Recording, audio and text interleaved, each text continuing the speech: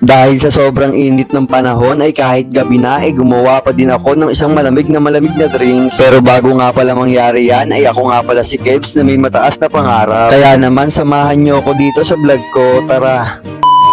Nagpunta nga pala ako dito sa tindahan nila Daddy kasi kukuha ko ng mga gagamitin ko sa paggawa ng DIY na drinks. Ang una ko nga kinuha dito ay 2 piraso ng cream o. At pagkatapos naman ay kumuha na din pala ako ng 2 Milo. At ang sinunod ko nga na kinuha ay Bear Brand Swak Pack. Para naman yung gagawin kong drinks ay swak na swak at pack na pack. Paris!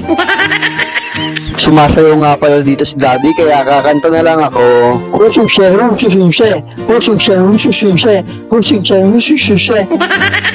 At pagkatapos nga niyan ay umuwi na ako.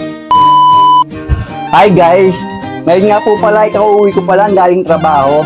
So andito ako ngayon sa bahay namin dahil sobrang init, magagawa ako ngayon ng DIY na drinks. Wow! Dahil meron ako ditong Bear Brand, 2 Milo, tapos 2 cream o. Kaya samahan nyo ko na gawin itong drinks. Tara!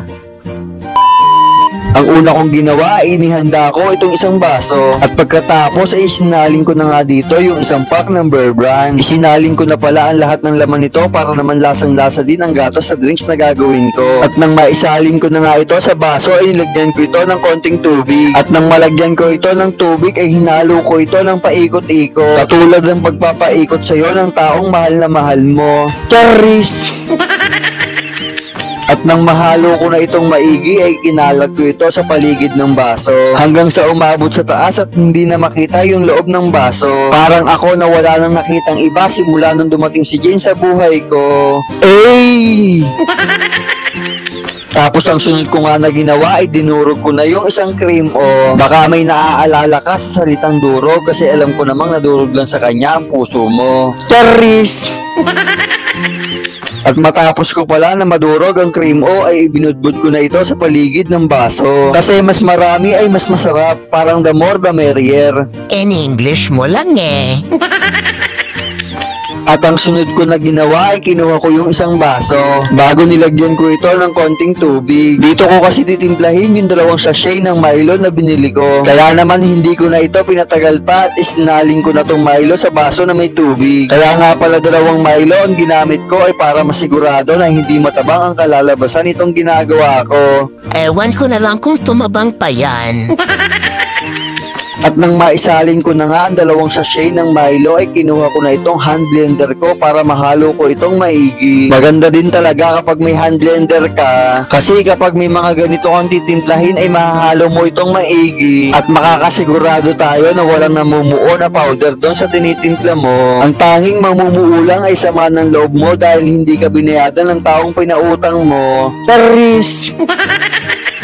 Matapos ko nga pala itong mahalong maigi ay isinaling ko na ito dito sa isang baso na may gatas na Bear Brand at cream o. Nilalagyan ko na nga din pala ito ng ice cube kaso maliliit at konti na yung yelo ko kasi natunaw na. At pagkatapos ay inilagay ko na din sa ibabaw nito yung konting Milong natira kanina. Matapos kong ilagay yung konting Milo ay nilagay ko na nga din sa ibabaw tong isang cream o. Nagdadalawang isip pa nga ako kasi parang ayoko itong ilagay para may makain ako. Charis!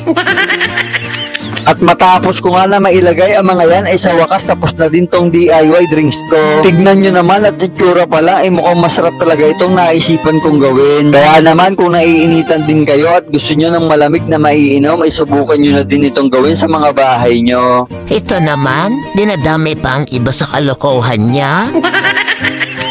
At dahil tapos na nga ito ay tatawagin ko na si Jane para ipatikim to sa kanya. Mami!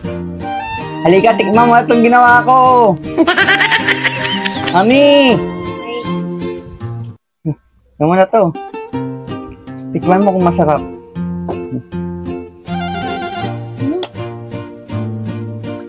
Ano, pinuno mo ng ano? Kung ito, hindi masarap ha. Nauubos ito. Ay, kikay mo. Sarap. Sarap? Tapon.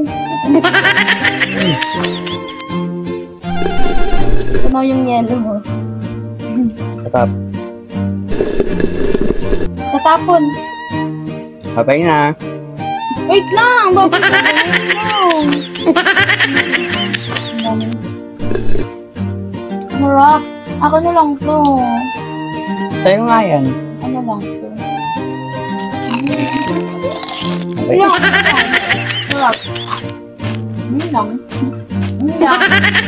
Hanggang dito na nga lang at magpapaalam na kami. Maraming salamat ulit sa pagsama nyo. Bye-bye!